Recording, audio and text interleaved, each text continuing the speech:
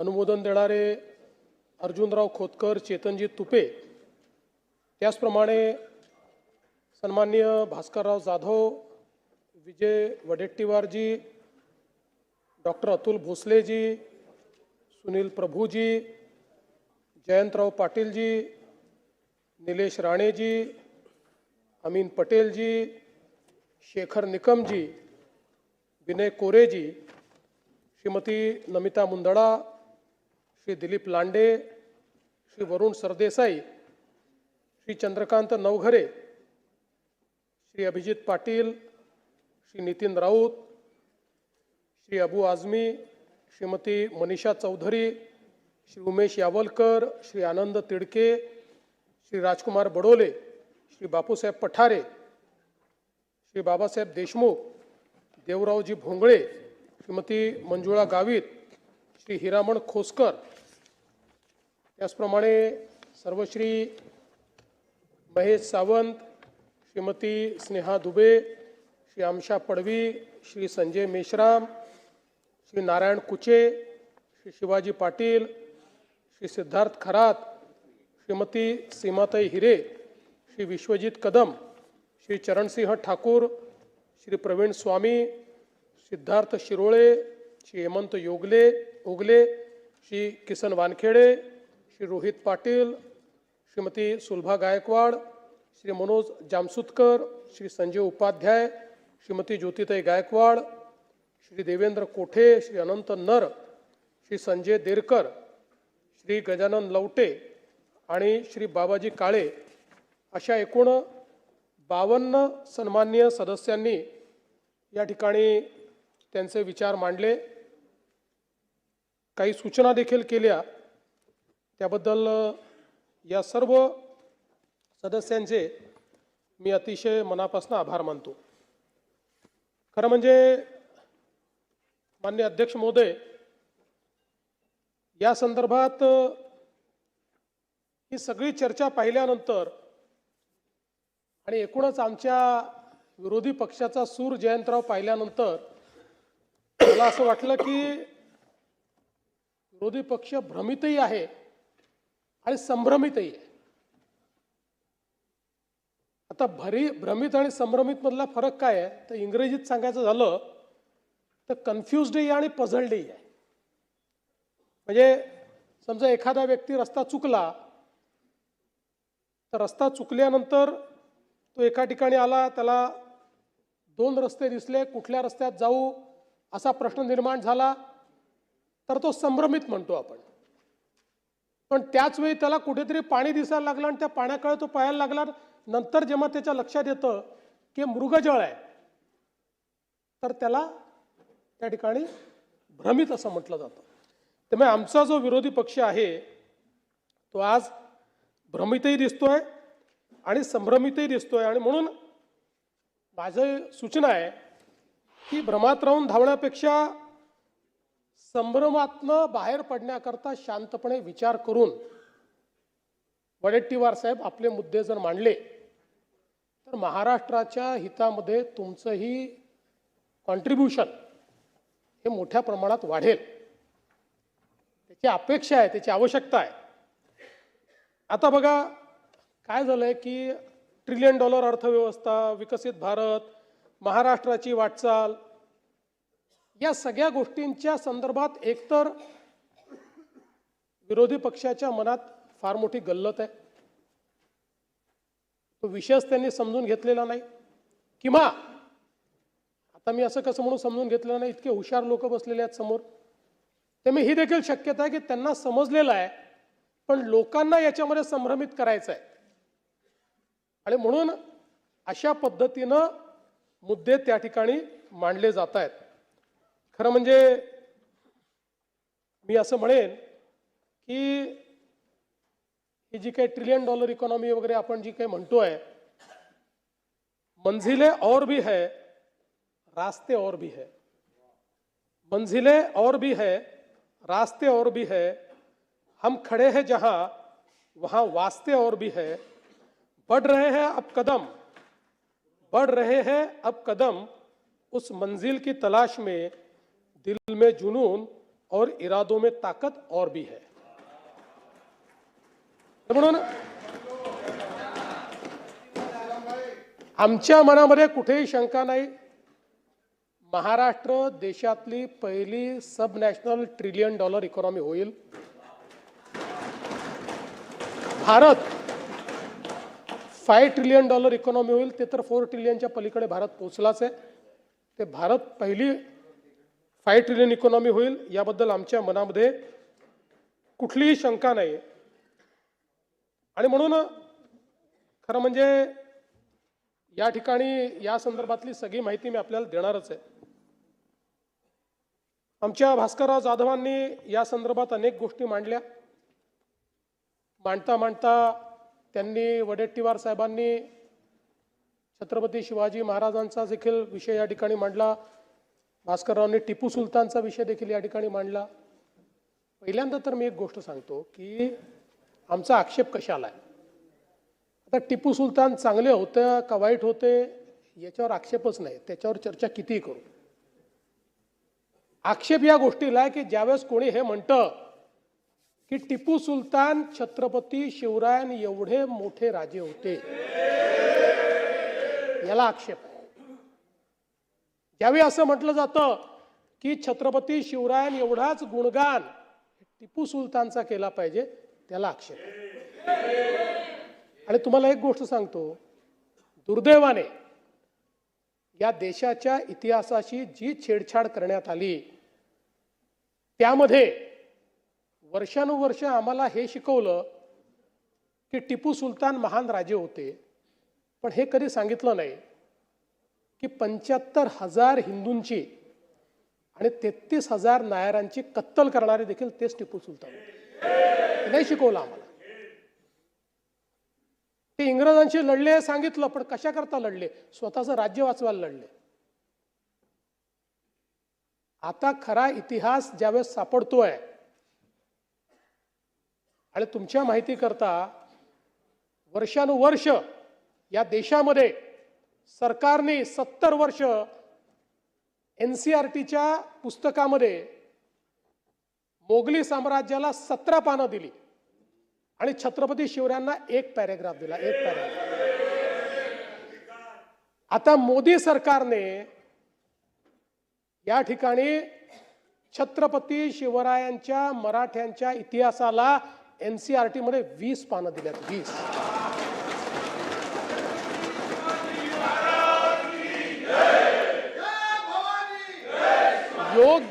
योग्य वेळी जर आपण नीट इतिहास शिकवला असता तर या देशातल्या एकाही मुसलमानाने औरंगजेबाला आपला हिरो म्हटलं नसतं. पण आपण खरा इतिहास काय आहे तो कधी शिकवलाच नाही. आणि म्हणून मला त्याच्याकडे जायचं नाही. आपण पुन्हा $1 ट्रिलियन इकॉनॉमीकडे येऊ परत.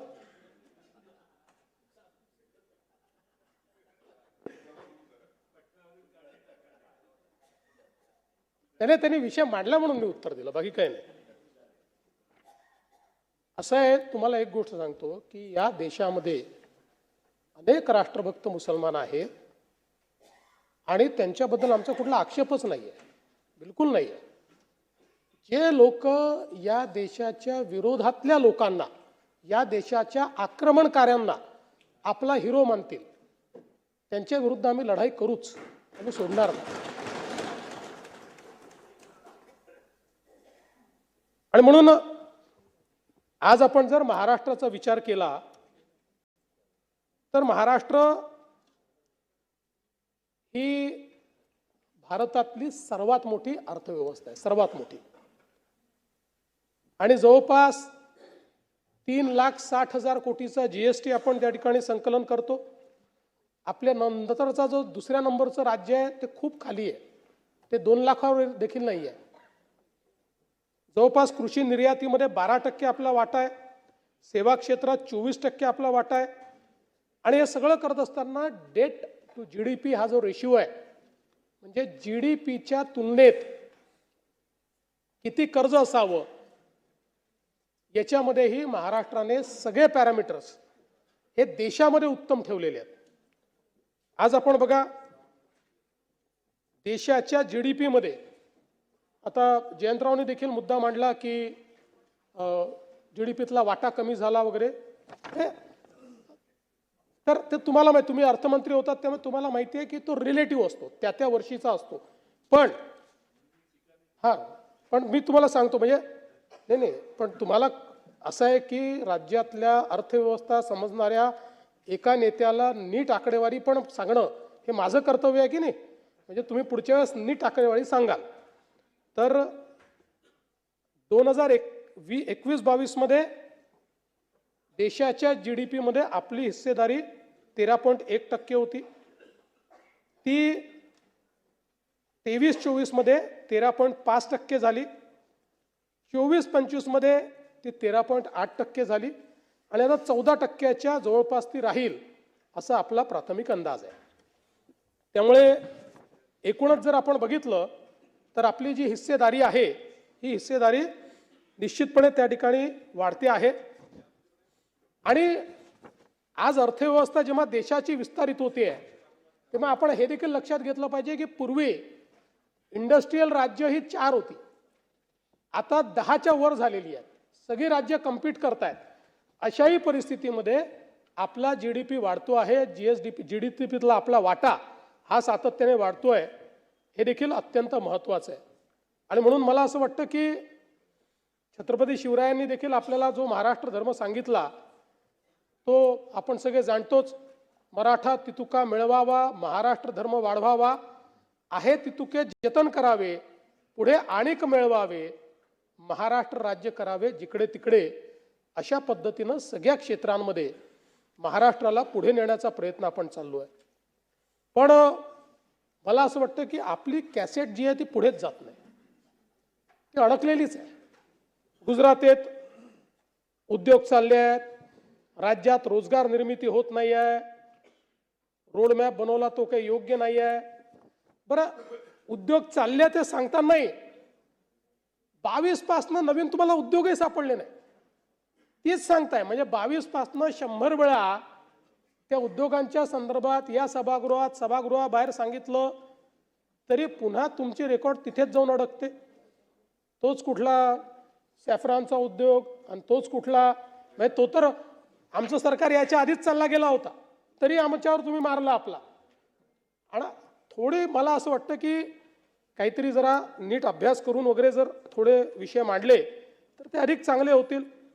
किंवा कदाचित मला असं वाटतं की तुम्ही गोबेल्सचं ते तत्व अवलंबत असाल की रोज खोटं बोललं तर कधीतरी खरं वाटतं, त्या पद्धतीनं या ठिकाणी चाललंय. आणि म्हणून तुम्ही जर विकसित महाराष्ट्राचं आमचं डॉक्युमेंट वाचलं, आम्ही 1947 नाही बोलत आहे डायरेक्ट, आम्ही सांगतोय 2029 जोपर्यंत सरकार आहे या टर्मचं, पुढच्या टर्मला पुन्हा येऊ, 2034 जेव्हा महाराष्ट्र 75 वर्षाचा होईल आणि 2047 अशा तिन्ही टप्प्यांचा उल्लेख आपण याच्यामध्ये केलेला आहे. आणि या प्रत्येक टप्प्यामध्ये आपल्याला काय करायचं आहे, शेवटी जर तुम्ही प्लॅनिंग करणार नाही, त्याची दिशा ठरवणार नाही तर तुम्ही तिथे पोचाल कसे. आणि सगळ्यात महत्त्वाचा फरक काय आहे बघा, तर आपण नुसतं प्लॅनिंग करून थांबलो नाही, आता आपल्या अर्थव्यवस्थेची दिशा त्या दिशेने न्यायची आहे, अर्थसंकल्पाची दिशा त्या ठिकाणी न्यायची आहे. आणि म्हणून आपण प्रत्येक जिल्ह्याचा जो आराखडा तयार केला, आपल्या जिल्हा नियोजनमध्येही 25% निधी हा त्या विषयांवरच तुम्हाला द्यावा लागेल, कारण तो काही राज्याने तयार केलेला आराखडा नाही, त्या जिल्ह्याने तयार केलेला आहे, तिथल्या DPDCने तो फायनल केलेला आहे. त्यामुळे त्यांना 25% निधी द्यावाच लागेल. अशा पद्धतीनं आपण कंपल्शन केलं आहे. म्हणून हा जो रोडमॅप तयार केलेला आहे हा आयसोलेशनचा रोडमॅप नाही आहे, हा रोडमॅप आपण त्या ठिकाणी प्रत्यक्ष कार्यान्वित करतो आहोत. म्हणून काही मंत्रालयातल्या एखाद्या खोलीत आपण हा तयार केला नाही. हा करत असताना जवळपास 3,80,000 नागरिकांनी त्याच्यामध्ये सहभाग घेतला. त्यानंतर 7 लाखाहून अधिक लोकांनी आपल्याला त्यांच्या सूचना केल्या. आणि वेगवेगळ्या प्रकारचे जे क्षेत्र आहेत, शेती, उद्योग, सेवा, पर्यटन, नगरविकास, ऊर्जा, शाश्वतता, पाणी, वाहतूक, शिक्षण, कौशल्य, आरोग्य, कल्याण, प्रशासन, सॉफ्टवेअर, तंत्रज्ञान, सुरक्षा, वित्त अशा सगळ्या क्षेत्रांना आपण सामोरं ठेवून या ठिकाणी विकसित महाराष्ट्राचं चित्र हे तयार केलेलं आहे। जवळपास 16 क्षेत्रीय गट, 40 पेक्षा अधिक विभाग आणि 200 पेक्षा अधिक तज्ञ, उद्योग प्रतिनिधी, विचारवंत आणि एवढ्या नागरिकांचा आपण सहभाग घेतलाय। आणि याची उद्दिष्ट आपण काय ठेवली आहेत? 4 उद्दिष्ट ठेवली आहेत। प्रगतिशील, शाश्वतता, सर्वसमावेशकता आणि सुशासन या 4 तत्वांवर एकूण 16 प्रमुख थीम आणि 100 उपक्रम हे यामध्ये आपण निश्चित केले आहेत। आणि मग आपला उद्देश काय आहे?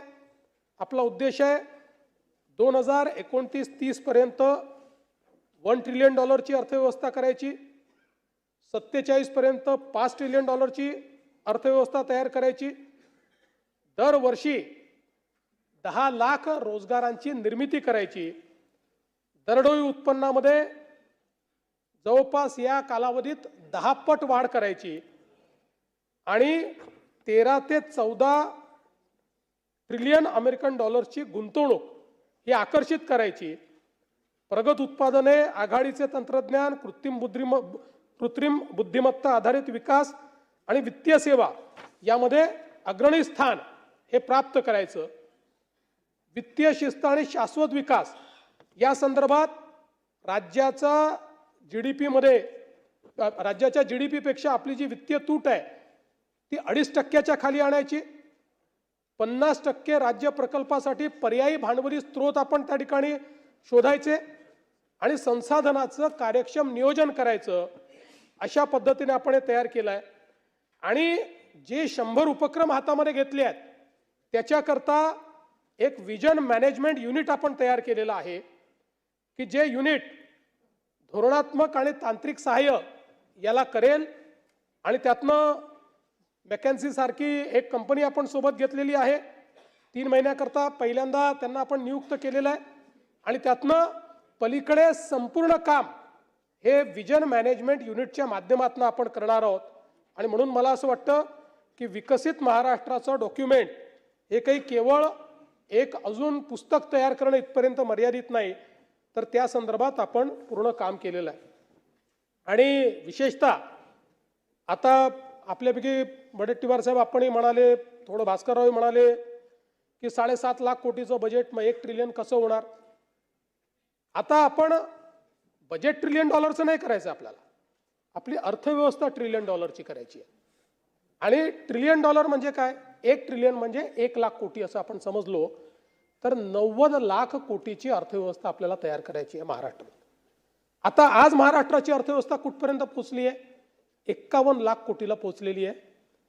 म्हणजे अजून साधारणपणे 40 लाख कोटी रुपयेची अर्थव्यवस्था आपल्याला विस्तारित करायची आहे। आता हे शक्य आहे का? मी आपल्याला एकच उदाहरण सांगतो की साधारणपणे 12-13 साली आपली अर्थव्यवस्था कितीची होती? 13 लाख कोटीची। 12-13 साठी 13 लाख कोटीची। आता गेल्या 11 वर्षामध्ये 13 लाख कोटीहून ती किती आली? 51 लाख कोटी। जवळपास 3 पट आपली अर्थव्यवस्था 10 वर्षामध्ये आपण नेली आहे। 3 पट 10 वर्षामध्ये। आणि म्हणून आपण जेव्हा $1 ट्रिलियन इकॉनॉमी म्हणतो त्यावेळी आपण ऑलरेडी 660 बिलियन पार केले आहे। आणि महाराष्ट्र एकमेव राज्य आहे की ज्या राज्याने 500 बिलियन पार करून आता 660 बिलियनवर आपण पोहोचलो आहोत। प्रभूसाहेब, तुम्ही काल 500 बिलियनवर अडकला होतात, नाही, 660 बिलियनवर आपण पोहोचलेलो आहोत। आणि इतर कुठलंही राज्य आज अर्थव्यवस्थेच्या साईजमध्ये आपल्या बरोबरीत नाही। $1 ट्रिलियन ची घोषणा 7 राज्यांनी केली आहे की आम्ही $1 ट्रिलियन इकॉनॉमी करू, पण कुठलंही राज्य ½ ट्रिलियनला देखील पोहोचलेलं नाही। आपण ½ ट्रिलियन पार करून पुढे गेलेलो आहोत। आणि म्हणून मला विश्वास आहे, बघा असं आहे की समजा जर पुढच्या 4 ते 5 वर्षामध्ये दुष्काळी वर्ष आलं नाही तर आपण $1 ट्रिलियन इकॉनॉमी होऊ। दुष्काळी वर्ष आलं तर मात्र वर्ष 2 वर्ष त्याचा इफेक्ट राहतो, त्यामुळे 1-2 वर्ष, त्यामुळे अगदी बिझनेस युज्युअलनी देखील 2032 साली आपण $1 ट्रिलियन इकॉनॉमी असणार। पण आपल्याला ते 2029-30 मध्ये करायचं आहे. आणि त्या दृष्टीनं परत जगामध्ये आपल्या माहितीकरता सांगतो की जर आपण $1 ट्रिलियन इकॉनॉमी झालो तर आपण जगातली 13वी किंवा 14वी इकॉनॉमी होऊ, अर्थव्यवस्था होऊ. म्हणजे जगामधल्या देशांची अर्थव्यवस्था $1 ट्रिलियन नाही आहे. आजही बेल्जियम सारख्या देशा एवढी आता आपली अर्थव्यवस्था झाली आहे. आणि म्हणून मला असं वाटतं की हे जे काही आपण सांगतोय हवेतले आकडे नाही आहेत. जे आपण करून दाखवलंय गेल्या 10 वर्षात आणि जे करणं शक्य आहे त्याच्या आधारावर आपण या ठिकाणी $1 ट्रिलियन इकॉनॉमीचा जो काही दावा आहे तो करतो. आता जे काही डावोसमध्ये करार झाले त्या संदर्भात देखील या ठिकाणी पुष्कळ बोललं जातं. अनेक वेळा तर हे सांगितलं होतं की तिथे जाऊन करार का करता, इथेच का करार करत नाही. आता आदित्यजी तुम्ही गेला होता, एक करार केलाय तुम्ही, आहेत त्याचे फोटोही आहेत, केले आहेत. नाही चूक नाही आहे. अरे बाबा तुम्ही का, why are you defensive, you are absolutely right doing that. हां येस, हां येस, पुढच्या वेळेस घेऊन जातो. माझी अडचण नाही, मी घेऊन जातो. मुळामध्ये आपण म्हणालात ते खरं आहे, छोटंसं गाव आहे डावोस, पण 2-2 दिवस येऊन ट्रम्प राहतात. जगातल्या सगळ्या अर्थव्यवस्था या त्या ठिकाणी त्या काळामध्ये असतात. जगातले सगळे बिझनेसेस असतात. If you have to be relevant in economic world you have to be there. आणि मला सांगताना आनंद वाटतो की आम्ही महाराष्ट्राचा रेलेव्हन्स तिथे इतका वाढवला आहे की डावोसमध्ये ज्या काही वेगवेगळ्या चर्चा असतात त्यात महाराष्ट्राची देखील एक चर्चा असते. इतक्या मोठ्या प्रमाणात या ठिकाणी आपण हे करतो आणि हे खरंच आहे. आता डावोसला काय आपण त्यांना बोलून इथे देखील करू शकतो, करू शकत नाही असं नाही आहे. पण साधारणपणे ज्या ठिकाणी फॉरेन इन्व्हेस्टर्स असतात त्यांची अपेक्षा असते की आपण हे डावोसला केलं पाहिजे. कारण डावोस वर्षातला एक असा इव्हेंट असतो की आजूबाजूच्या सगळ्या युरोपियन देशांमध्ये हे जे सगळे फॉरेन बिझनेसेस असतात हे आपली ॲन्युअल मीटिंग ठेवतात. आणि म्हणून त्यांची अपेक्षा असते की डावोसला केलं तर आमचा रिप्रेझेंटेटिव्ह कोणीतरी राहील. दुसरं असं आहे की आपण जर बघितलं तर थेट फॉरेन कंपनीज आपल्याकडे येत नाहीत. आपला इंडियन पार्टनर असतो पण त्याच्यामध्ये 60% 70% पैसा या फॉरेन कंपनीजचा असतो, त्या लावत असतात. किमान 30% तर असतोच. आणि आपण हा निर्णय केला होता की ज्याच्यामध्ये फॉरेन इन्व्हेस्टमेंट नाही तो आम्ही करार डावोसला करणार नाही. ज्याच्यात फॉरेन इन्व्हेस्टमेंट आहे तोच आम्ही डावोसला करू. आता मला सांगा, आपण सगळेच राज्य मोठ्या मोठ्या परिषदा घेतो इन्व्हेस्टमेंटच्या. का घेतो? आपापल्या मंत्रालयात बोलवलं पाहिजे आणि तिथे करार केला पाहिजे. कारण उत्सव केला की जास्त लोक येतात, उत्सव केला की त्याला प्रायमसी मिळते, उत्सव केला की आपल्या राज्याची ताकद लोकांपर्यंत पोहोचते, आपलं मार्केटिंग लोकांमध्ये होतं. आणि म्हणून या ठिकाणी डावोसला अशा पद्धतीनं आपण हे करतो. मग काय नेमकं होतं डावोसचं, असाही प्रश्न योग्य आहे. आणि म्हणून मी सांगतो की पहिल्यांदा तर आपण हे लक्षात घेतलं पाहिजे की गुंतवणुकीचं सायकल काय. तर गुंतवणुकीचं सायकल आहे, तुम्ही MOU केल्यानंतर प्रोडक्शनला जाण्याकरता मॅक्सिमम उद्योग जे आहेत हे 5 वर्षे घेतात, मोठे उद्योग हे 7 वर्षे घेतात आणि काही उद्योग मात्र 2 वर्षात देखील प्रोडक्शनला जातात. म्हणजे एक उदाहरण आपल्याला सांगतो की 2025च्या डावोसमध्ये आपण छत्रपती संभाजीनगरमध्ये JSWच्या इलेक्ट्रिक व्हेकलचा करार केला. आता त्यांनी इतक्या वेगाने काम केलं की या जूनमध्ये त्यांची पहिली EV ही तयार होते छत्रपती संभाजीनगर. त्यामुळे मुळामध्ये हे जे काही म्हटलं होतं मग तुम्ही 10 लाख रोजगार सांगता, 20 लाख मग आले कुठे, याचं सायकल आपण समजून घेतलं पाहिजे की, आणि हे अव्याहत आहे म्हणून दरवर्षी तुम्हाला करावे लागतील. आज जे आपण केलेले आहेत यातले काही 2 वर्षात येतील, काही 3 वर्षात येतील, काही 5 वर्षात येतील, काही 7 वर्षात येतील. आपण त्यांना इन्सेंटिव्ह देतो ते इन्सेंटिव्ह काही एका वर्षात देत नाही, त्यांचं प्रोडक्शन आल्यानंतरच इन्सेंटिव्ह आपण त्यांना देतो. आणि म्हणून मला असं वाटतं की हे जर सायकल आपल्या लक्षात आलं आणि मग काय झालं आपलं, तर वेगवेगळ्या स्टेजेस असतात. यातला सगळ्यात गंभीर आपण इन्व्हेस्टरला कधी मानतो की ज्यावेळेस तो इन्व्हेस्टर जागा घेतो आणि क्लिअरन्सेस घेतो, त्यावेळेस हे समजायचं की तो इज एक जेन्युइन इन्व्हेस्टर.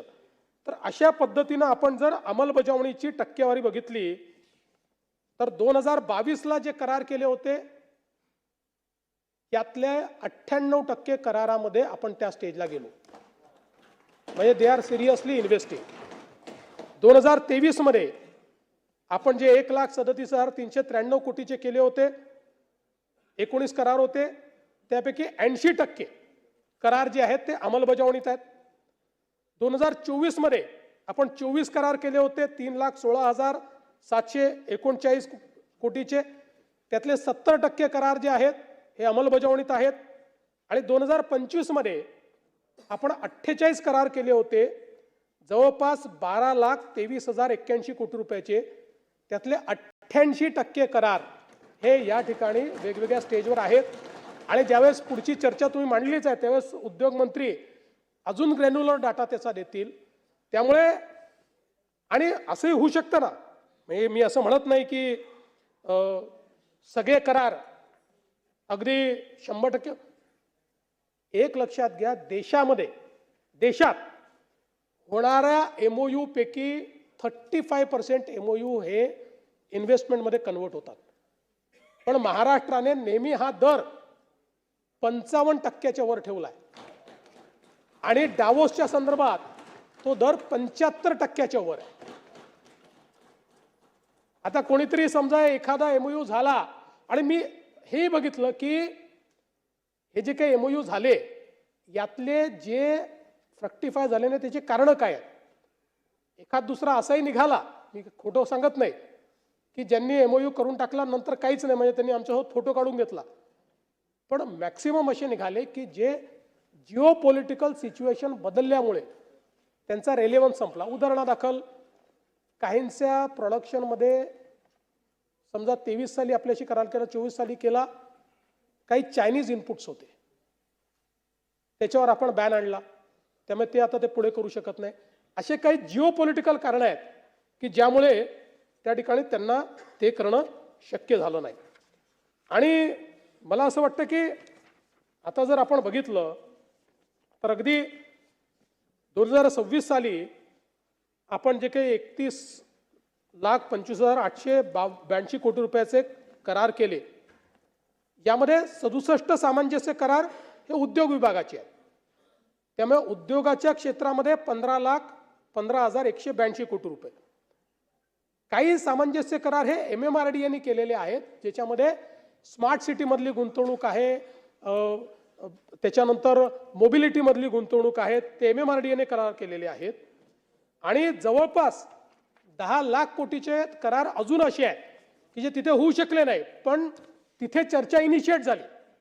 कारण आपण ज्यावेळेस तिथे बसतो आणि अशा प्रकारचं चाललेलं आहे, सगळे उद्योजक असतात, तर ते येऊन भेटतात, तर तिथे 10 लाख कोटीच्या करारांची चर्चा इनिशिएट झाली.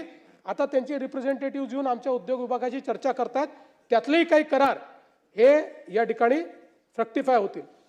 आणि या एकूण गुंतवणुकीमध्ये 83% जे काही करार आहेत ते परकीय गुंतवणूक, 83% परकीय गुंतवणुकीचा समावेश या करारांमध्ये आहे. 18 देशांच्या कंपन्यांसोबत हे करार आहेत, ज्यामध्ये USA आहे, UK आहे, डेन्मार्क आहे, स्वित्झर्लंड आहे, स्वीडन आहे, सिंगापूर आहे, नेदरलंड आहे, जपान आहे, इटली आहे, जर्मनी आहे, फ्रान्स आहे, UAE, Norway, Finland, Spain, Canada, Belgium, Austria असे हे वेगवेगळे देश आहेत.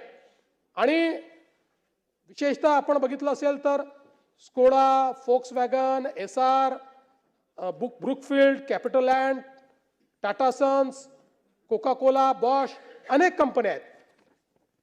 आणि मग याच्यामध्ये क्वांटम कम्प्युटिंग आहे, कृत्रिम बुद्धिमत्ता आहे, डेटा सेंटर्स आहेत, सर्क्युलर इकॉनॉमी आहे, शाश्वत विकास आहे, कृषी तंत्रज्ञान आहे, हरित खते आहे, इलेक्ट्रॉनिक्स अँड सेमीकंडक्टर आहे, आरोग्य सेवा आहे, अन्न प्रक्रिया आहे, नवीनीकरणीय ऊर्जा आहे, ग्रीन स्टील आहे, इलेक्ट्रिक वाहने आहे, त्यानंतर शहरी परिवर्तन, शिक्षण, फिनटेक, लॉजिस्टिक्स, वस्त्रोद्योग आणि डिजिटल पायाभूत सुविधा अशा वेगवेगळ्या आहेत.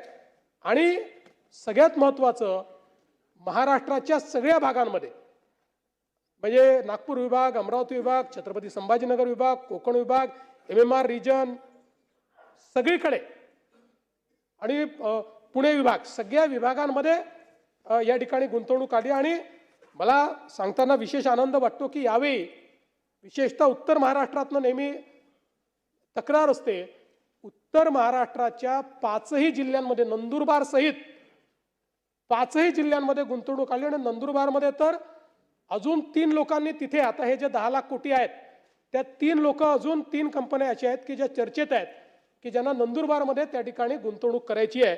त्यामुळे सगळ्या भागामध्ये.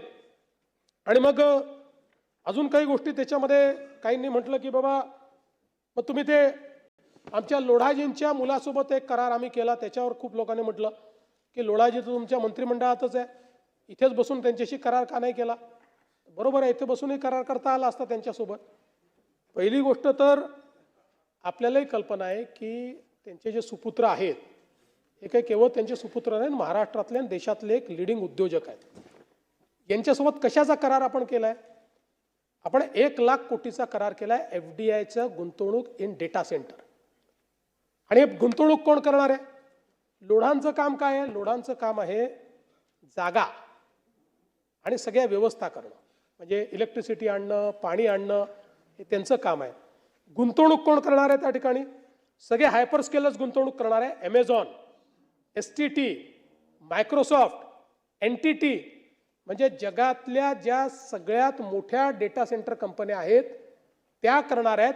आणि म्हणून त्यांच्यासोबत करार केला.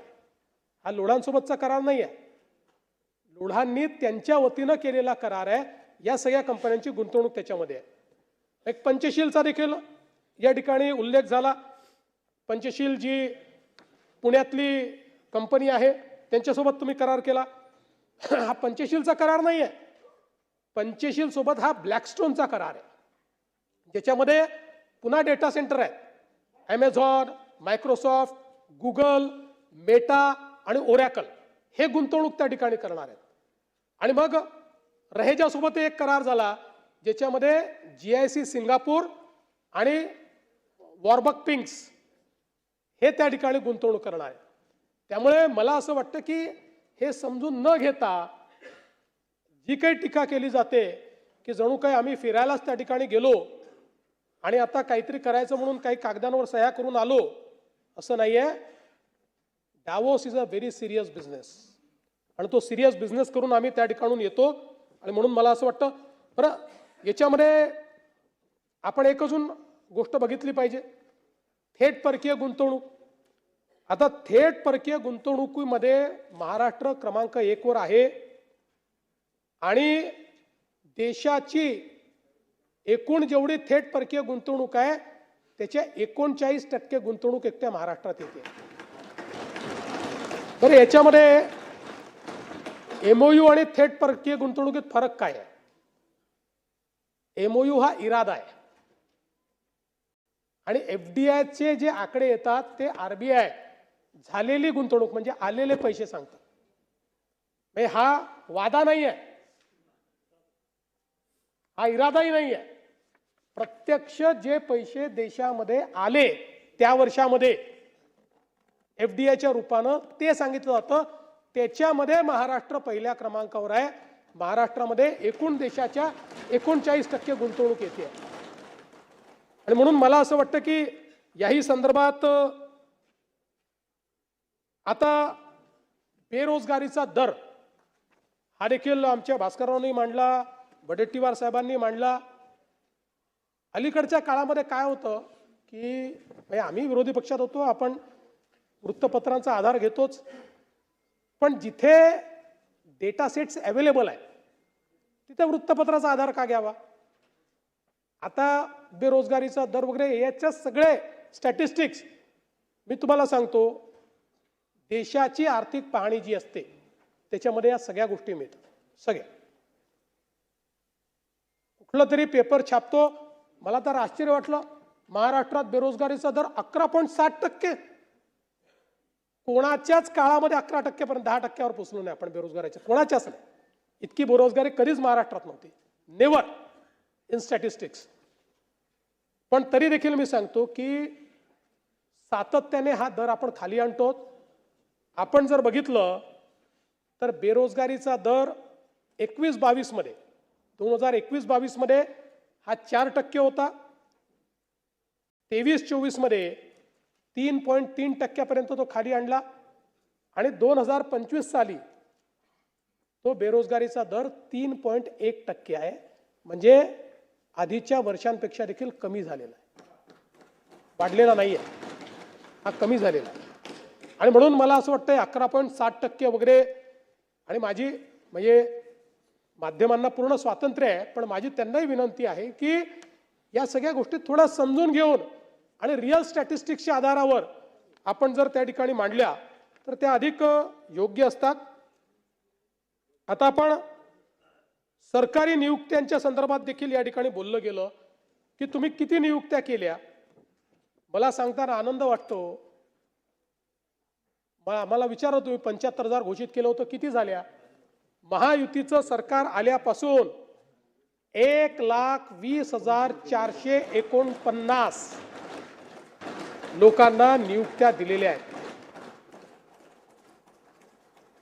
1,20,449 आणि अजून काही नियुक्तीपत्र जे शिल्लक आहेत ते आता जेव्हा आम्ही पुढच्या 2 महिन्यात देऊ, हा आकडा 1.5 लाखापर्यंत जाईल. म्हणजे 75,000 सांगितलं होतं 2022 साली, आम्ही 1.5 लाखापर्यंत जातो. आणि पुन्हा आता नव्याने HR रिफॉर्म्स आम्ही सुरू केलेले आहेत, त्याच्यावर मी पुढे बोलीन. आणि त्यातनं एक नव्यानं भरतीचं जे सत्र आहे हे सत्र देखील आम्ही सुरू करणार आहोत. गडचिरोली स्टील हबच्या संदर्भात देखील या ठिकाणी सांगण्यात आलं. जवळपास आत्ता गडचिरोलीमध्ये जे काही आपले करार झाले आहेत त्यानुसार 2,61,839 कोटीची गुंतवणूक ही गडचिरोलीमध्ये होणार आहे आणि त्यातनं 70,895 इतकी रोजगाराची निर्मिती होणार आहे. पण हे करत असताना अनेक वेगवेगळे विषय या ठिकाणी मांडले गेले. पहिल्यांदा तर आम्ही सांगितलंय की गडचिरोलीची जल, जमीन आणि जंगल या तिन्ही गोष्टीचं संवर्धन करून आपल्याला गडचिरोलीमध्ये विकास करायचा आहे. आणि म्हणून आपण गडचिरोलीमध्ये 5 कोटी झाडं लावण्याचा एक उपक्रम हातामध्ये घेतलेला आहे. एकूण सगळं जे काही आपण त्या ठिकाणी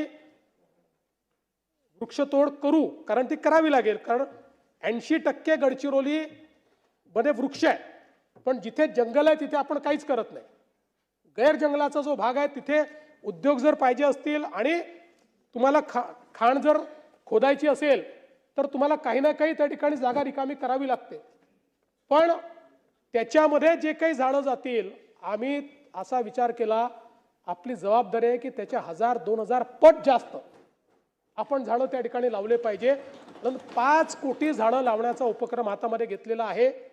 आणि मी निश्चितपणे सांगतो, आजही तिथे जी गुंतवणूक झाली आहे या गुंतवणुकीमध्ये सर्व प्रकारच्या संधी स्थानिकांनाच आपण त्या ठिकाणी दिलेल्या आहेत. स्थानिकांना आज तुम्ही जाऊन बघू शकता, ज्यांची भरती झालेली आहे 90% लोक आदिवासी आहेत, दलित आहेत, ओबीसी आहेत. 90% आणि स्थानिक आहेत, बाहेरचे नाही आहेत. त्यांनाच प्रशिक्षण दिलेलं आहे. मी तुम्हाला सांगतो, मी स्वतः गेलो होतो, एक ट्रायबल मुलगी होती, आदिवासी समाजाची मुलगी होती. तिने मला सांगितलं की मी इथे आली झाडू पोछा करण्याकरता, मला 13-14 हजार रुपये पगार होता. त्यानंतर इथेच ट्रॅक्टर चालवायला शिकली, व्हॅन चालवायला शिकली, 30,000 रुपयापर्यंत पगार गेला. आणि आता तीच मुलगी, आदिवासी मुलगी आमची, त्या ठिकाणी ट्रक चालवते आणि 53,000 रुपये तिला पगार आहे. तिथेच प्रशिक्षण घेतो. त्यामुळे मला असं वाटतं की आज आपण तिथला नक्षलवाद संपवू शकलो, कारण लोकांच्या मनामध्ये ही भावना आपण तयार करू शकलो की हा विकास तुमच्या करता आहे. आज आमच्या गोंडवाना विद्यापीठाने ऑस्ट्रेलियाच्या कर्टन विद्यापीठासोबत जे मायनिंग मधलं जगातलं नंबर 1चं विद्यापीठ आहे त्याच्यासोबत जॉईंट कोर्स चालू केला. 40 आमचे आदिवासी विद्यार्थी हे त्या ठिकाणी कर्टेन विद्यापीठामध्ये शिकायला गेलेले आहेत आणि मायनिंगचा त्या ठिकाणी इंजिनिअरिंग करतायत. आणि म्हणून लोकांना आजही या ठिकाणी लोकांना दिग्भ्रमित करणं, आदिवासी संस्कृती संपून जाईल असं सांगणं हा प्रयत्न चाललाय. पण हा प्रयत्न यशस्वी होणार नाही. गडचिरोलीच्या सामान्य माणसाला सोबत घेऊन, आदिवासी माणसाला सोबत घेऊन गडचिरोलीला स्टील सिटी बनवण्याचं काम आपण त्या ठिकाणी निश्चितपणे करू. यासोबत स्टार्टअपच्या संदर्भात देखील आपण स्टार्टअप उद्योजकता आणि नाविन्यता धोरणाला मान्यता दिली आणि आता आपण जवळपास 146 पेक्षा जास्त इन्क्युबेटरचं जाळं या ठिकाणी तयार करतो. 3 व्हेंचर फंडच्या माध्यमातून फंड ऑफ फंड आपण तयार केलाय. जवळपास सूक्ष्म लघु आणि मध्यम उद्योगाकरता 500 कोटी रुपयाच्या फंडची आपण व्यवस्था केली आहे. आणि मला सांगताना आनंद वाटतो की आता देशाच्या स्टार्टअप इकोसिस्टीममध्ये देशाचं स्टार्टअप हब बंगलोर नाही, देशाचं स्टार्टअप हब हैदराबाद नाही, देशाचं स्टार्टअप हब हे महाराष्ट्र आहे. देशातल्या रजिस्टर्ड स्टार्टअपमध्ये सर्वाधिक स्टार्टअप 20% ऑफ द कंट्री हे महाराष्ट्रामध्ये आहेत. आणि त्याहीपेक्षा युनिकॉर्न म्हणजे ज्या स्टार्टअपने 3-4-5 वर्षामध्ये 8,000 कोटीपेक्षा जास्त व्हॅल्युएशन यांचं चाललं जातं.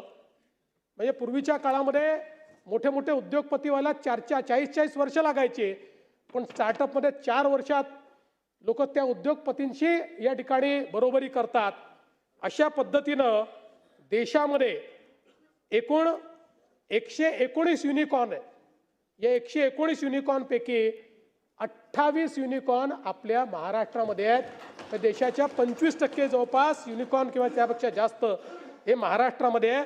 आणि म्हणून स्टार्टअप कॅपिटल म्हणून आज महाराष्ट्राकडे आपण पाहू शकतो. मग आता अनेक गोष्टी आल्या. जयंतरावनी तर 3 इडियट्स मधला डायलॉग देखील आम्हाला एक सांगितला. पण जयंतराव त्यातला दुसरा डायलॉग आहे, don't worry, all is well. All is well, all is वेल.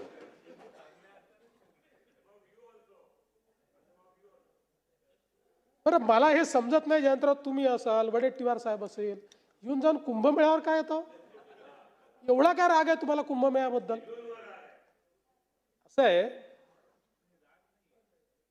असं आहे की कुंभमेळा नाही त्रुटी नाही, त्याच्यावर इतका पैसा का खर्च होता असं तुम्ही त्या ठिकाणी सांगितलं म्हणून सांगून देतो. कुंभमेळा हा दर 12.5 वर्षांनी येणारा हे जगातलं इनटेंजिबल हेरिटेज आहे. जगामध्ये इतक्या मोठ्या प्रमाणात कुठल्याही फेथमध्ये अशा प्रकारचा मेळावा होत नाही जो कुंभमेळा होतो. आणि म्हणून ही एक आपली इनटेंजिबल फेथ आहे.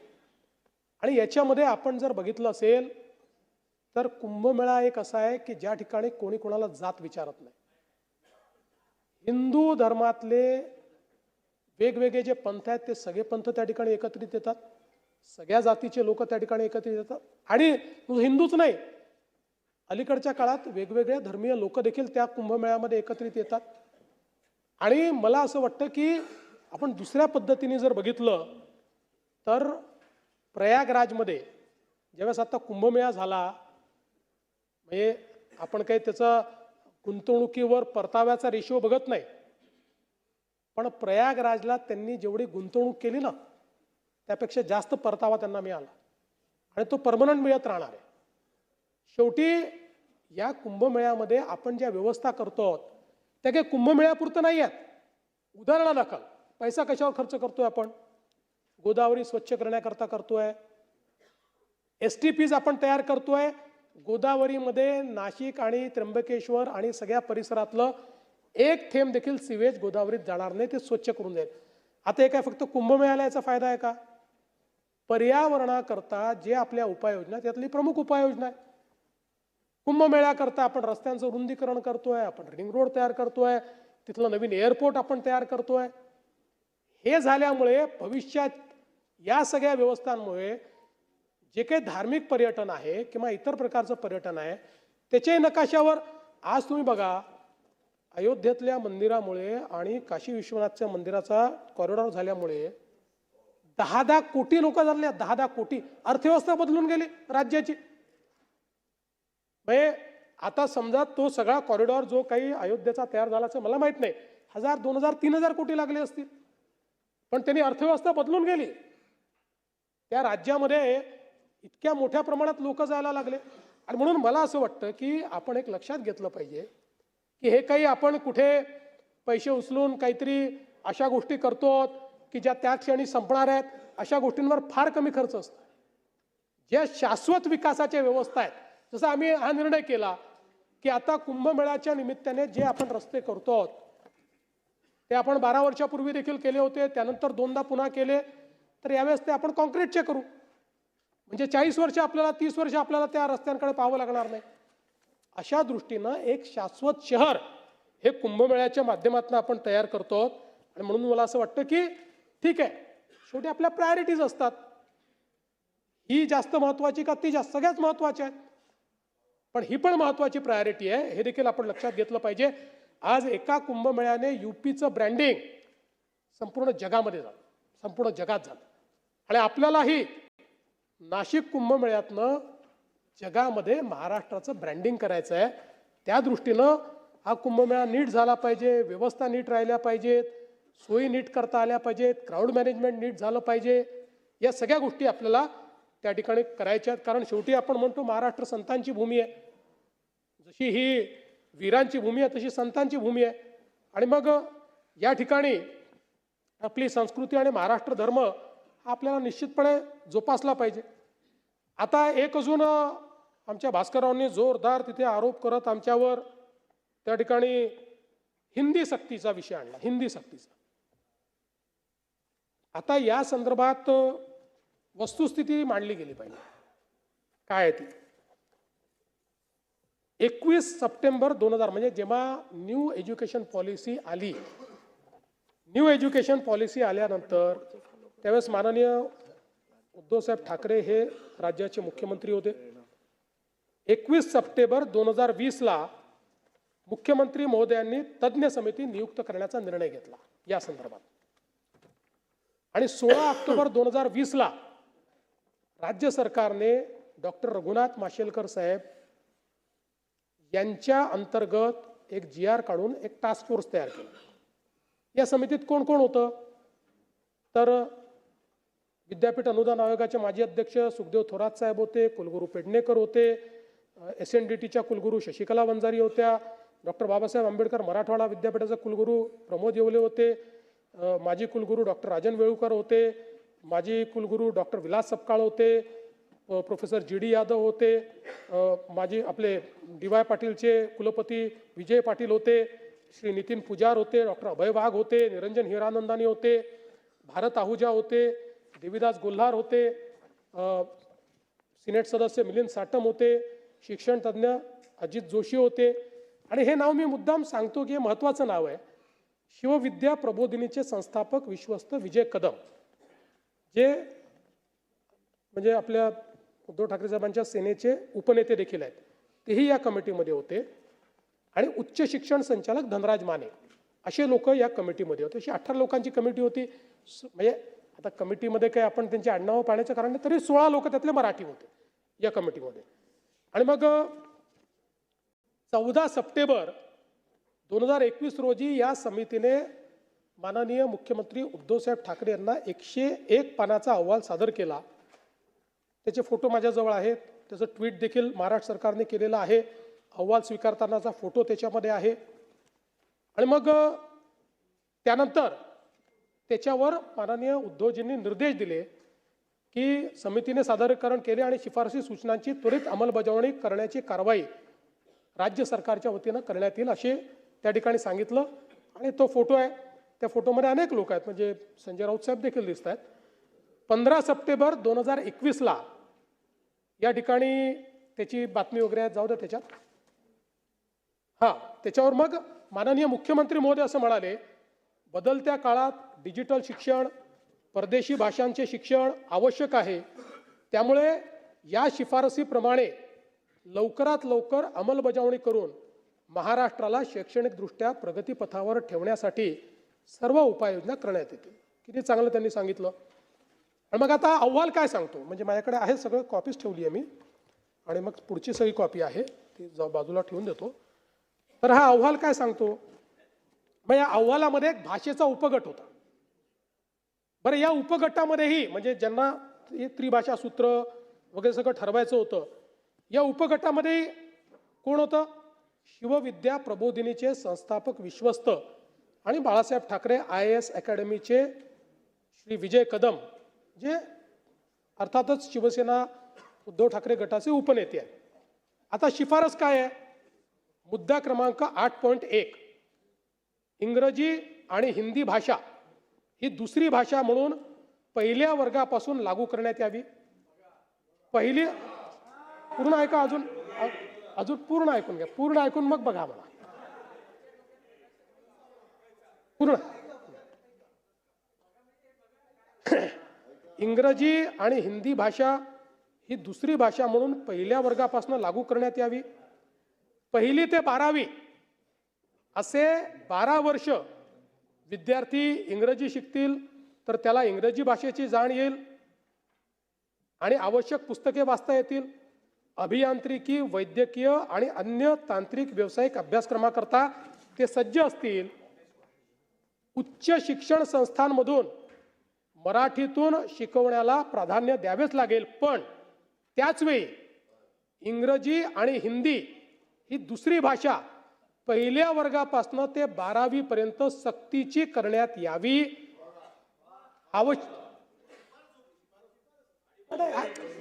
पूर्ण एक आणि मी आहे ना बाबा, थांबा ना, कृपया सगळे शांतता ठेवा.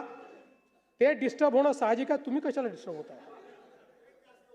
आपले हां, नाही तर त्यावेळी मग पुन्हा सांगतो, इंग्रजी व हिंदी ही दुसरी भाषा पहिल्या वर्गापासून 12वी पर्यंत सक्तीची करण्यात यावी.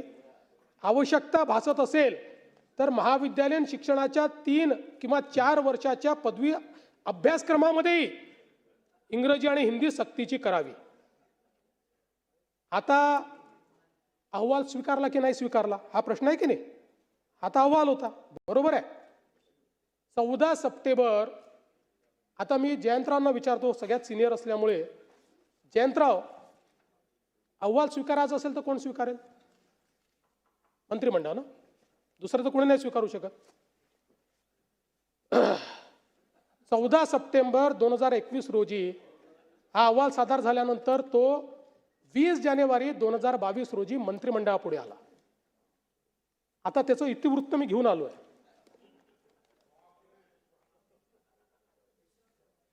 आणि नाही असं नाही. विषय क्रमांक 5, विषय क्रमांक 5, डॉक्टर माशेलकर समितीचा अहवाल अवलोकनार्थ सादर. सदर धोरणाची अंमलबजावणी करण्यासाठी कार्यगट स्थापन. समितीच्या शिफारसीनुसार प्रस्तावित कारवाईस मान्यता. सही कोणाची आहे? ही घेऊन आलो सही. आदित्यजी तर नक्की सांगतील सही कोणाची आहे. कोणी असू द्या ना, मंत्र्याचं काही अस्तित्व नसतं मुख्यमंत्री असताना. नाही, जे खरं आहे ते खरं आहे.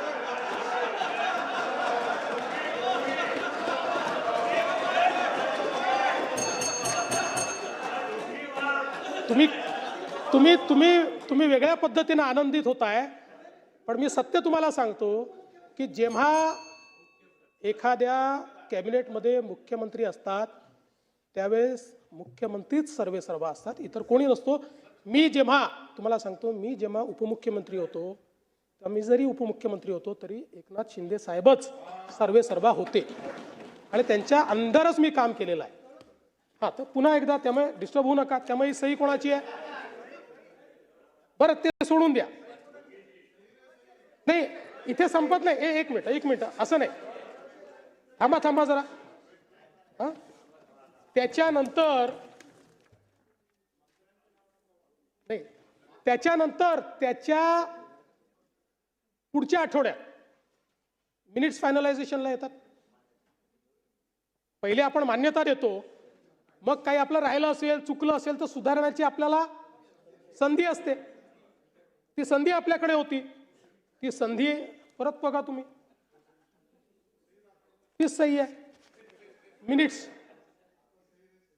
मिनिट्सवर सही आहे. म्हणजे काय स्वीकारलं राज्याने हे लक्षात घ्या. आणि या राज्यामध्ये भुजबळ साहेब तुम्ही तर इतके सिनियर आहात, सगळ्यात सिनियर आहात, 85 पासून आहात. मंत्रिमंडळापेक्षा मोठा कोणीही नाही, मुख्यमंत्री नाही. ते मंत्रिमंडळ काय स्वीकारताय? इंग्रजी आणि हिंदी ही दुसरी भाषा पहिल्या वर्गापासूनच 12वी पर्यंत सक्तीची करण्यात यावी, ही शिफारस माननीय उद्धवजी ठाकरेंच्या मंत्रिमंडळाने स्वीकारली. आता त्याचे पुढे जाऊन सांगतो.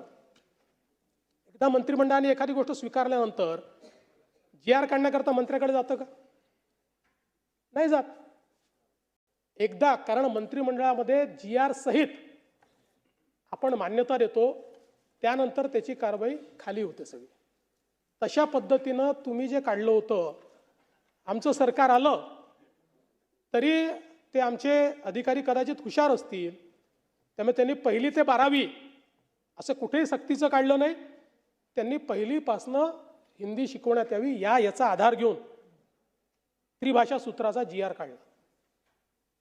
आणि आम्हाला काय ठोकला. म्हणजे मला कधी कधी आश्चर्य वाटतो की सगळं आपण करून म्हणजे करून सरून भागले देवपूजेला लागले.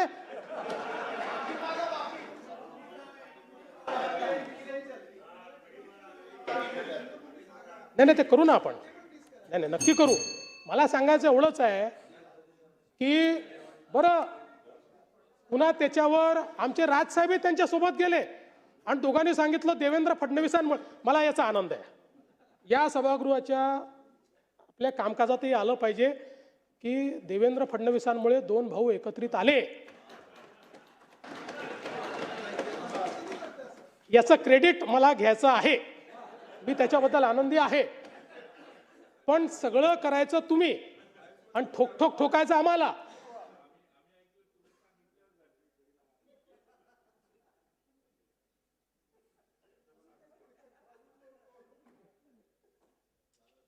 काही गोष्टी या दालनाच्या तिथल्या चर्चेच्या असतात.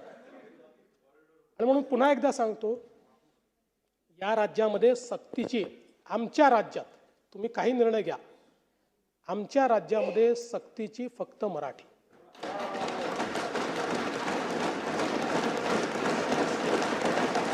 इतर ज्या भाषा शिकल्या पाहिजेत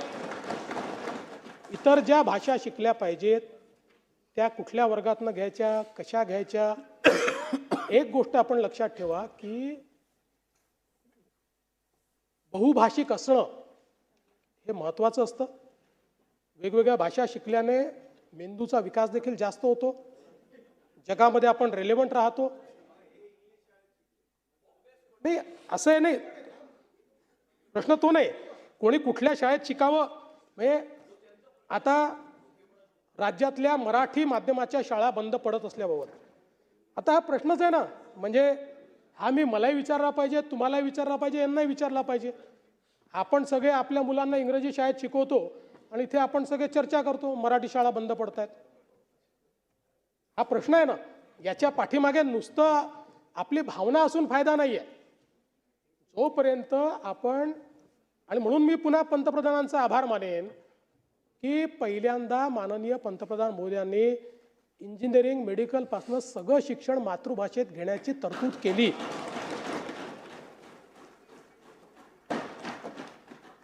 नाहीतर मग कशाला कोणी मराठी शिकेल, कशाला कोणी आपली मातृभाषा शिकेल. आणि म्हणून हे जे काही हे आकडे इतक्या कॉन्फिडेंटली येतात कुठून मला समजत नाही. 2000 मराठी शाळा बंद करणार, 65,000 मराठी शाळा बंद पडल्या. मी आकडेवारीच घेऊन आलो आहे. आता आपण जर बघितलं तर या ठिकाणी आपल्याकडे ज्या काही शाळा होत्या त्या शाळांचा जर आपण एक विचार केला तर त्या शाळा कुठेही बंद पडलेल्या मला दिसत नाही. मराठी शाळा थोड्या काही बंद पडल्या असतील, पण एकूण आपण जर बघितलं तर आजही आमच्याकडे 84% शाळा ज्या आहेत या मराठी माध्यमाच्या आहेत आणि या शाळांमध्ये एकूण 70% विद्यार्थी हे आमचे शिकत आहेत. जवळपास 16,000 शाळा त्यातल्या अर्थसहाय्यित आहेत, स्वयंअर्थसहाय्यित आहेत आणि इंग्रजी शाळा ज्या आहेत त्याच्यामध्ये 65 लाख विद्यार्थी या ठिकाणी शिकत आहेत. आपला प्रयत्न आहे शेवटी मराठी शाळा ज्या आहेत या मराठी शाळांसोबत आपण मागे आपल्या सरकारने निर्णय घेतला की इंग्रजी देखील आपण शिकवू जेणेकरून लोक मराठी शाळेतनं बाहेर पडणार नाहीत. पण मी तुम्हाला एक सांगतो की थोडा जर प्रयत्न केला तर मागच्या काळात, आणि आता पुन्हा मी तुम्हाला दाखवून देईल, मागच्या काळामध्ये मला आठवतं 2017-18 साली याच सभागृहात मी सांगितलं होतं जवळपास 50,000 मुलं खाजगी शाळा सोडून जिल्हा परिषदेच्या शाळेत परत आले होते.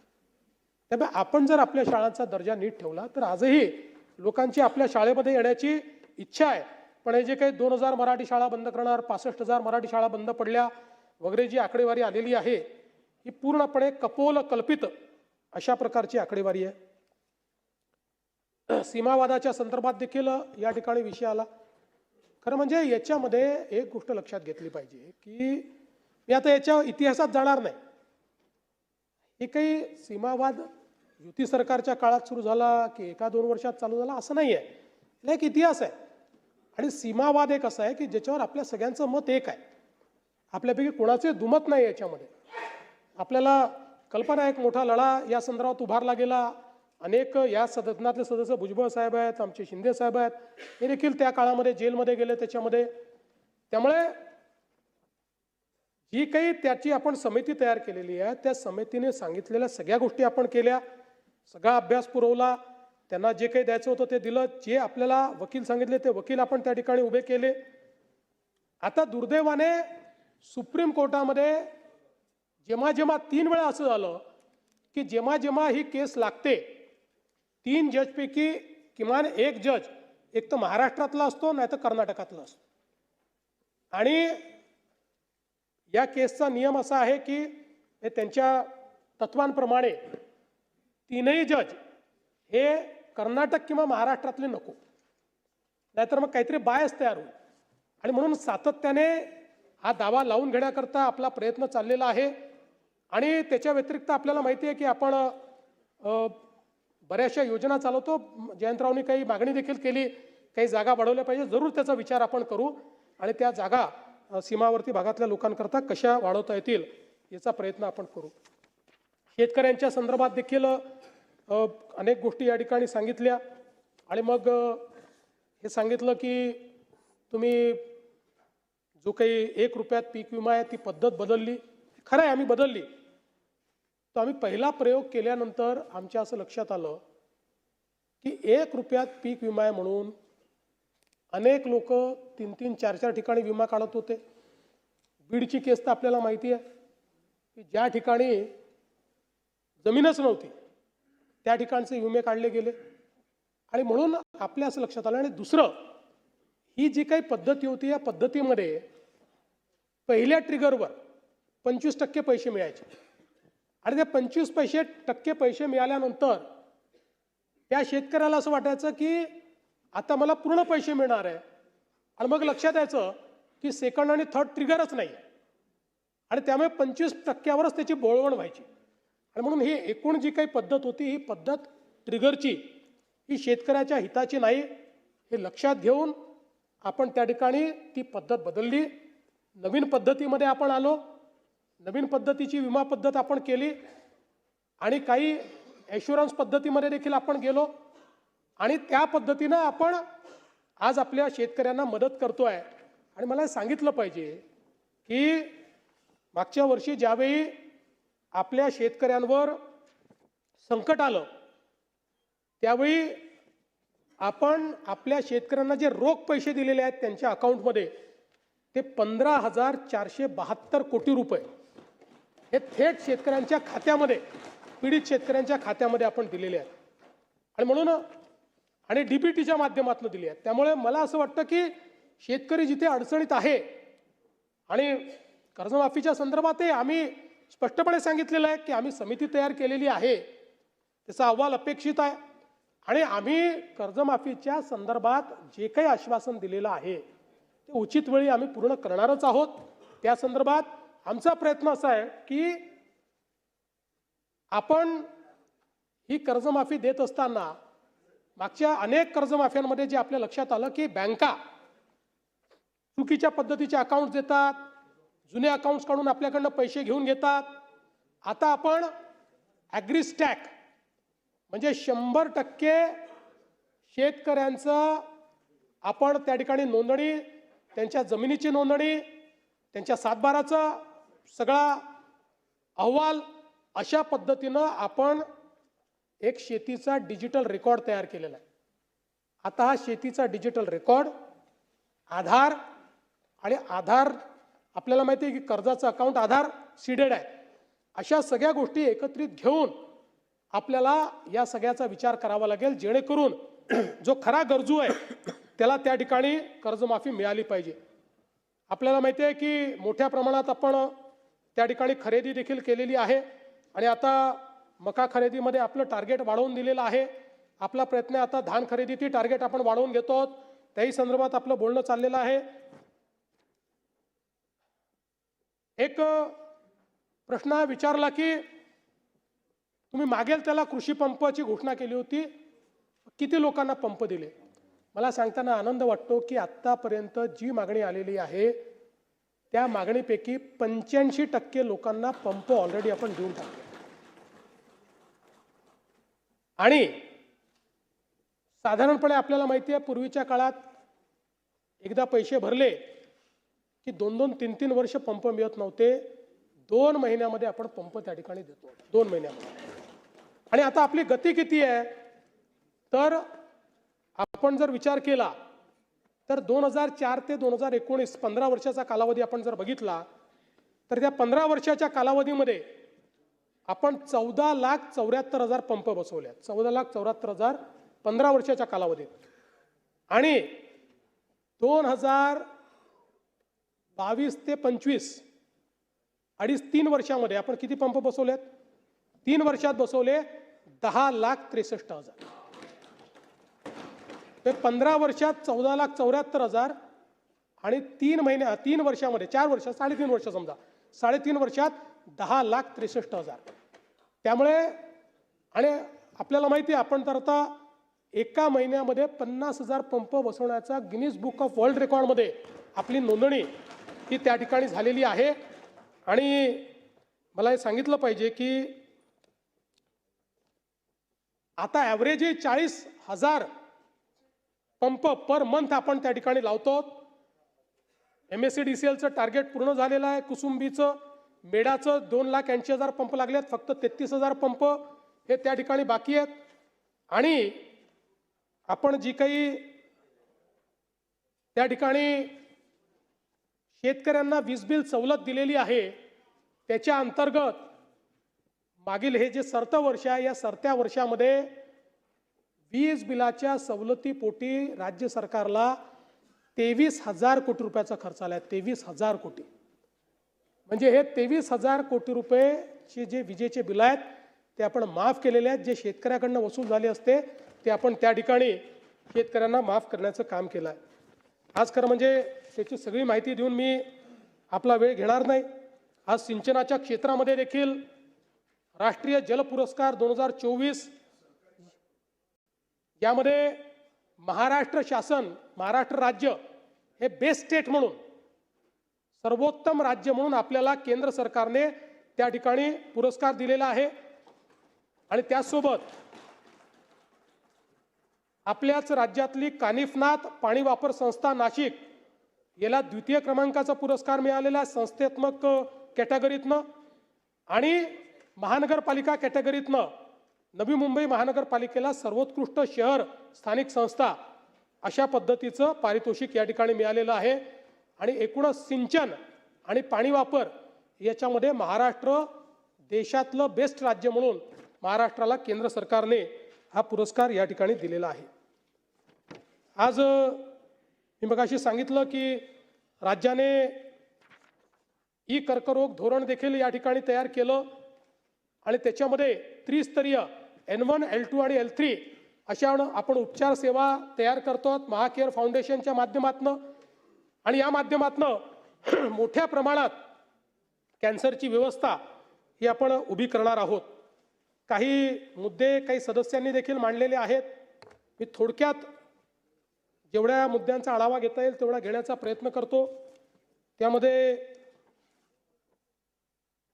भास्कररावांनी इंदू मिलच्या स्मारकाच्या बद्दलचा मुद्दा उपस्थित केला होता. आता याच्यामध्ये स्ट्रक्चरल कामं 100% पूर्ण आहेत. प्रवेशद्वार इमारत 96% पूर्ण आहे. व्याख्यान वर्ग 98% पूर्ण आहे. ग्रंथालय 99% पूर्ण आहे. प्रेक्षागृह 92% पूर्ण आहे. आणि आता 230 फुटाचं पर्यंत पुतळ्याचं काम पूर्ण झालेलं आहे. आणि यावर्षी 400 कोटी रुपयाची आर्थिक तरतूद करण्यात आलेली आहे. आणि हे काम लवकरात लवकर पूर्ण करण्याचा प्रयत्न आपला त्या ठिकाणी सुरू आहे. गिरणी कामगारांच्या घराच्या संदर्भातला एक विषय सुनील प्रभूंनी मांडला होता. तर त्याही संदर्भात 13,453 सदनिकांचं काम आपण पूर्ण केलेलं आहे.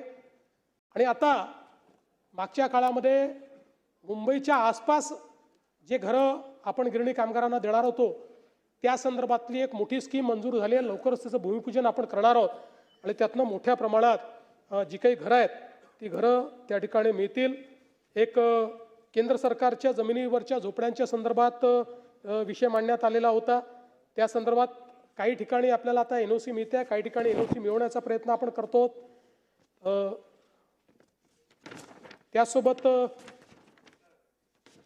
आता जे जशी येतील तसे सांगतो.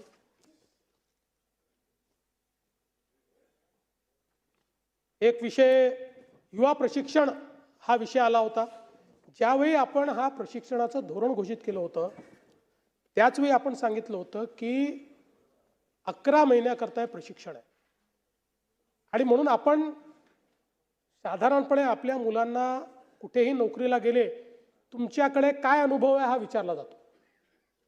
आणि असा अनुभव नसल्यामुळे त्यांना नोकऱ्या मिळत नाही. म्हणून जवळपास लाखभर मुलांना आपण वेगवेगळ्या विभागांमध्ये 11 महिने काम दिलं आणि त्यांना सर्टिफिकेट दिलं की हे काम यांनी केलं आहे. ते कुठे नोकरीला जातील तर त्यांच्याकडे एक राज्य सरकारमध्ये काम केल्याचं सर्टिफिकेट असेल. पहिल्याच दिवशी आपण क्लिअर कट सांगितलं होतं कोणालाही आपल्याला बॅकडोर एंट्री देता येणार नाही. त्यामुळे प्रशिक्षण कालावधी संपल्यानंतर त्यांना दुसरीकडेच नोकरी पाहावी लागेल. त्यामुळे त्या संदर्भात मला असं वाटतं की कुठलंही कन्फ्युजन असू नये. कोणीतरी सांगितलं, मला वाटतं भास्कररावच बोलले की आमच्याकडे काहीतरी रेकॉर्ड आहे. तर माझ्याकडे नक्की तो रेकॉर्ड पाठवा तुम्ही, किंवा ती काही क्लिप आहे. ज्या मंत्र्यांनी म्हटलं असेल की यांना परमनंट करतो त्या मंत्र्याचा प्रस्ताव राज्यपालांकडेच पाठवतो.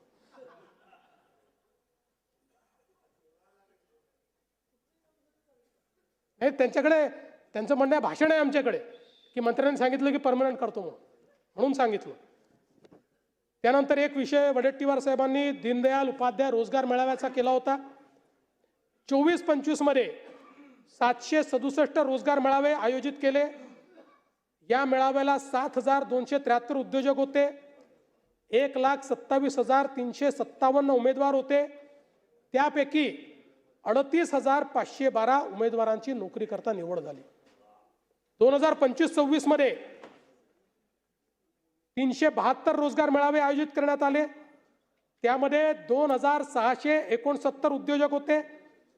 1,29,657 उमेदवार होते. त्यापैकी 24,101 लोकांची नोकरी करता निवड करण्यात आली. त्यामुळे मला असं वाटतं की या संदर्भात आपण जर बघितलं तर हे अतिशय यशस्वी होत आहेत. जयंतरावनी एक मुद्दा विद्यार्थी संरक्षण मानदंड तक्रार निवारण धोरणाच्या संदर्भात केला होता, मानसिक आरोग्याच्या संदर्भात. तर या संदर्भात महाराष्ट्र विद्यार्थी संरक्षण आणि मानसिक कल्याण धोरण 2025 बाबतचा अहवाल शासनाने स्वीकारला आहे. सर्व विद्यापीठांना विद्यार्थ्यांच्या आत्महत्या रोखण्याकरता उपाययोजना करण्यासाठी आणि त्यांच्या मानसिक आरोग्याला प्राधान्य देण्यासाठी त्या ठिकाणी निर्देश देण्यात आलेले आहेत। त्या संदर्भात एक टास्क फोर्स देखील तयार करण्यात आलेला आहे आणि तो टास्क फोर्स आता प्रत्येक विद्यापीठाने काय काय कारवाई केलेली आहे या संदर्भातली माहिती हा टास्क फोर्स देतोय। आझमी साहेबांनी यंत्रमागाच्या वीज दराच्या संदर्भात सांगितलं, तर मला सांगताना आनंद वाटतो की आपण वीज दर जो आहे त्याच्यातली सवलत आपण कायम ठेवलेली आहे। 27 अश्वशक्तीपेक्षा कमी याला आपण प्रति युनिट जी सबसिडी देतोय ती ₹4.77 आहे। 27 अश्वशक्तीपेक्षा जास्त पण 201 अश्वशक्तीपेक्षा कमी याला ₹4.15 आपण सवलत देतोय आणि 201 व त्यापेक्षा जास्त अश्वशक्तीचे यंत्रमाग ग्राहक आहे त्यांनाही ₹2 सवलत देतोय। या पाठीमागे जवळपास 1894 कोटी रुपये आपण सवलत ही त्या ठिकाणी दिलेली आहे। उमेद मॉलच्या संदर्भात अनेक लोकांनी विषय उपस्थित केला। या संदर्भातला निर्णय झालाय। पहिल्या टप्प्यामध्ये पुणे विभागात सातारा, पुणे, कोल्हापूर, सोलापूर, कोकण विभागात रत्नागिरी आणि ठाणे म्हणजे खेड आणि अंबरनाथ, नाशिक विभागात जळगाव, छत्रपती संभाजीनगर विभागात बीड, छत्रपती संभाजीनगर, धाराशिव या ठिकाणी, अमरावती विभागात यवतमाळ आणि अकोला आणि नागपूर विभागात वर्धा आणि नागपूर या जिल्ह्याचा समावेश आहे। पहिल्या टप्प्यात इथे आपण यावर्षी सुरू करतो। पुढच्या टप्प्यात सगळे जिल्हे जे आहेत ते आपण या ठिकाणी कव्हर करणार आहोत। रेशीम उद्योगाच्या संदर्भात देखील माहिती मी संबंधित सदस्यांना कळवून देईन। दुसरं, शिष्यवृत्तीच्या संदर्भात या ठिकाणी सांगितलं की त्याचा लाभ मिळत नाही, म्हणून मी सांगतो 23-24 मध्ये उच्च शिक्षणाच्या ज्या काही आपल्या सवलती आहेत यात जेवढ्या लोकांनी अर्ज केला त्यापैकी 95.58% लोकांना आपण रक्कम वितरित केली। 24-25 मध्ये 91.89% लोकांना आपण वितरित केली। या वर्षीचं वितरण आता चाललेलं आहे। त्यानंतर आपण जर आपली दुसरी बघितली योजना, पंजाबराव देशमुख वसतिगृह निर्वाह भत्ता योजना आणि राजश्री शाहू महाराज शिक्षण शुल्क शिष्यवृत्ती योजना, 23-24 मध्ये 98% विद्यार्थी आणि 24-25 मध्ये 96% विद्यार्थ्यांना म्हणजे ज्यांनी मागणी केली त्यांना त्यांच्या खात्यामध्ये ऑलरेडी शिष्यवृत्ती मिळाली आहे। यावर्षी ही 52% आतापर्यंत मिळाली आहे, पण आपण 90%च्या वरच त्या ठिकाणी जाऊ। त्यानंतर निर्वाह भत्त्यामध्ये देखील तीच परिस्थिती आहे, त्यामुळे आता हे सगळं सांगत नाही, पण मला एवढंच सांगायचं आहे की जी शिष्यवृत्ती आपण या ठिकाणी कबूल केलेली आहे ती शिष्यवृत्ती आपण निश्चितपणे पूर्ण केलेली आहे। एक विषय एसीबीच्या संदर्भात देखील आला आणि मग सांगितलं जातं की महाराष्ट्र त्याच्यात नंबर 1 आहे वगैरे।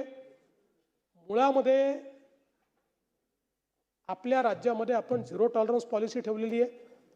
सर्वात जास्त छापे एसीबीचे महाराष्ट्रामध्ये आपण मारतो, सगळ्यात जास्त, आणि हे चालूच राहणार आहे। कारण तक्रार आली तर त्याचं व्हेरिफिकेशन करायचं आणि व्हेरिफिकेशन केल्यानंतर त्याच्यावर कारवाई करायची। मग कोणीतरी मांडलं की मंत्र्याला अधिकार आहेत की नाही, मंत्र्याच्या कार्यालयामध्ये कसं करता? माझ्याही कार्यालयातल्या एखाद्या व्यक्तीची तक्रार आली तर मला न विचारता एसीबी कार्यालयामध्ये जाऊन त्याला ट्रॅप करू शकतो। एसीबीला तो अधिकार आहे, आम्ही तो अधिकार दिलेला। त्यामुळे मंत्री गैरमंत्री कुठलंही डिस्क्रिमिनेशन नाही। एसीबीची कार्यपद्धती आपल्याला माहिती आहे। एसीबी राज्यातले एक स्वतंत्र युनिट आहे। या युनिटमध्ये तक्रार आल्यानंतर त्यांच्या व्हेरिफिकेशनच्या पद्धती आहेत। त्या पद्धतीत त्यांना प्राथमिक जर तथ्य आढळलं तर ते ट्रॅप करतात। हा ट्रॅप आणि यातली पुढचीही कारवाई त्यांना कुठल्याही मंत्र्याची, गृहमंत्र्याची, कोणाची परवानगी घ्यावी लागत नाही, त्याची गरज देखील नाही। त्यामुळे मोठ्या प्रमाणात आपण हे करतो। एक मी हे सांगितलं होतं की मोठ्या प्रमाणात HR रिफॉर्म्स आपण सुरू केलेले आहेत। याच्यामध्ये सेवा पुस्तके अद्ययावत करणं, त्यानंतर सेवाविषयक माहितीचं डिजिटल पोर्टलवर ऑनबोर्डिंग करणं। आपल्या राज्यामध्ये इतके आपले कर्मचारी आहेत पण आपण कधीही HR सिस्टीम आपल्या राज्यामध्ये पाहिजे त्या प्रमाणात लागू केली नाही। म्हणजे मी देखील 5 वर्ष मुख्यमंत्री होतो, पण मीही त्याच्याकडे दुर्लक्ष केलं आणि माझ्या आधीच्याही सगळ्यांनी त्याच्याकडे दुर्लक्ष केलं. पण आता आमच्या असं लक्षात आलं की इतका मोठा डोलारा आपण चालवतो, पण याच्यामध्ये अनेक लोकांचे प्रमोशन होत नाहीत, कारण त्यांच्या सेवा पुस्तिका उपलब्ध नाही. अनेक जागा रिकाम्या आहेत, कारण आकृतिबंधाचं प्रमाणीकरण झालेलं नाही. अनेक कार्यालयांमध्ये त्या ठिकाणी रोस्टर त्याचं प्रमाणीकरण झालेलं नाही. त्यामुळे अनेक लोक रिटायर झाल्यानंतर वर्षानुवर्ष चक्रा मारत असतात, किंवा अनेक वेळा आपल्या खात्यांमध्ये किती लोक आहेत हे खातेप्रमुखालाही माहिती नाही. अशी सगळी परिस्थिती आहे. आणि म्हणून एंड टू एंड डिजिटल अशा पद्धतीनं आपण आता EHRMS सिस्टीम चालू केली आणि 50 वर्षानंतर आता अनुकंपा तर आपण पूर्ण केले. या अनुकंपाचा आपण निर्णय केला होता की जेवढ्या अनुकंपाच्या अर्ज आहेत ते सगळे निकाली काढले, सगळे निकाली काढले आणि सगळ्यांना आपण नोकऱ्या देऊन टाकल्या अनुकंपाच्या. पण म्हणजे अगदी एक आमची बहीण म्हणजे 2008 सालचा जो काही मुंबईचा हल्ला होता त्यात जे आपले ACP मोरेसाहेब गेले होते त्यांच्या मुलीलाही आत्ता आपण अनुकंपाच्या अंतर्गत 2024 साली नोकरी दिली. त्यामुळे ती सगळी आपण यादी संपवली. पण त्यासोबत आपण म्हणजे 50 वर्षापासून अनेक डिपार्टमेंटनी आपले जे काही रिक्रुटमेंट रूल्स आहेत ते देखील चेंज केले नव्हते. आता 50 वर्षापूर्वी एखादा इंजिनियर आणि आजचा इंजिनियर यांच्या कामात क्वालिफिकेशनमध्ये खूप बदल झालेला आहे, टेक्नॉलॉजीत बदल झालेला आहे. आता अनेक गोष्टी अशा आहेत की ज्या ऑब्सोलेट झाल्या आहेत. जी पदच म्हणजे एक आश्चर्याची गोष्ट सांगतो की एका विभागामध्ये मागच्याच वर्षी पदभरती झाली, पदभरती केली.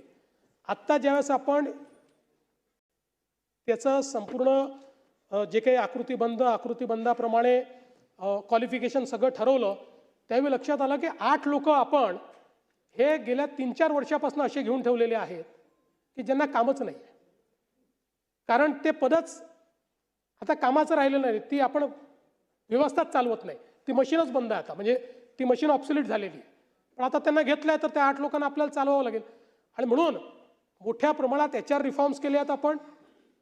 सगळ्या पदांकरताचं क्वालिफिकेशन आताच्या परिस्थितीप्रमाणे आकृतिबंधाने मला सांगता आनंद वाटतो की हे जे 150 दिवसाचा कार्यक्रम केला, इतकं प्रचंड काम एकेका विभागाने त्याच्यामध्ये केलेलं आहे.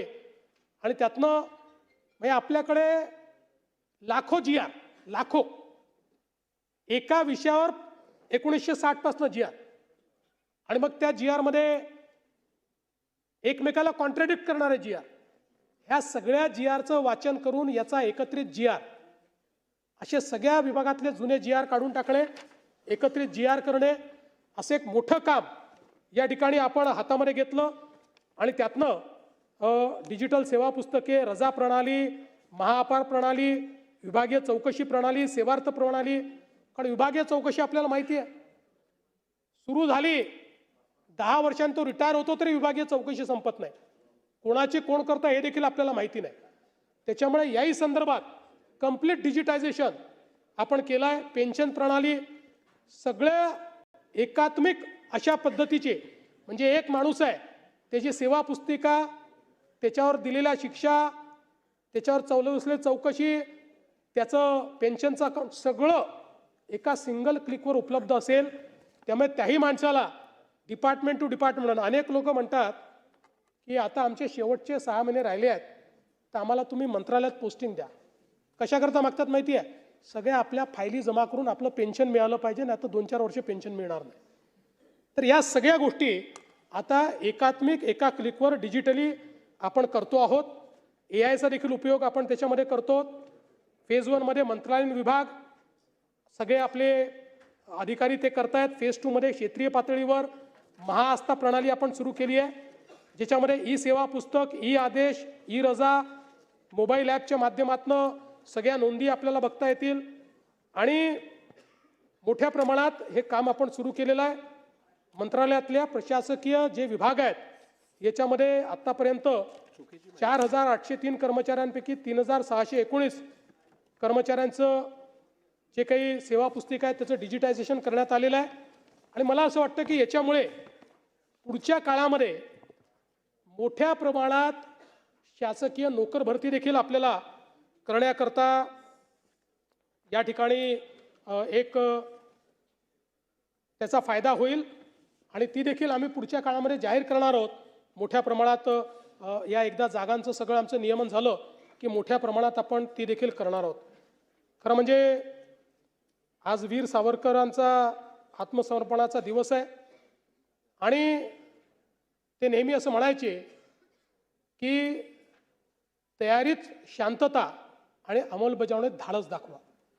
मला असं वाटतं की त्यांनाही अभिवादन करताना याच विचाराने आपलं महाराष्ट्र आज या ठिकाणी काम करतोय आणि म्हणून मी या ठिकाणी सांगेन,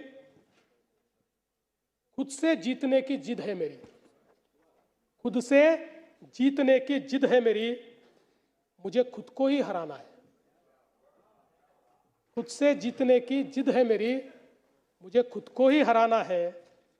मैं भीड़ नहीं हूं दुनिया की, मेरे अंदर भी एक जमाना है. आणि म्हणून आपल्या सगळ्यांचा साथ घेत, सगळ्यांचा सहभाग घेत महाराष्ट्रापुढची जी आव्हानं आहेत ती आव्हानं पेलण्याचा प्रयत्न हा राज्याचं सरकार करेल आणि महाराष्ट्र हा पुढेच जात राहील हा विश्वास आपल्या सर्वांना देतो आणि माझं बोलणं संपवतो.